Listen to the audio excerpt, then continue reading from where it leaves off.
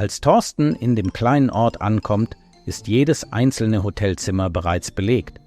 Verzweifelt sagt er zum letzten Hotelbesitzer: »Sie müssen doch noch irgendwo ein Zimmer haben oder wenigstens ein freies Bett? Mir ist egal wo, ich bin völlig erledigt.« Der Manager überlegt kurz und meint dann: »Also, ich hätte noch ein Doppelzimmer, das schon belegt ist, aber ich bin mir ziemlich sicher, dass der andere Gast nichts dagegen hätte, sich das Zimmer zu teilen. Allerdings, der Mann schnarcht so laut, dass sich die Gäste in den Nachbarzimmern die ganze Woche beschwert haben. Ich weiß nicht, ob sich das für Sie lohnt.« Thorsten winkt ab. »Kein Problem, ich nehme es.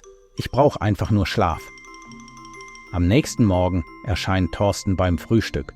Ausgeschlafen, gut gelaunt und topfit. Der Hotelbesitzer schaut ihn erstaunt an.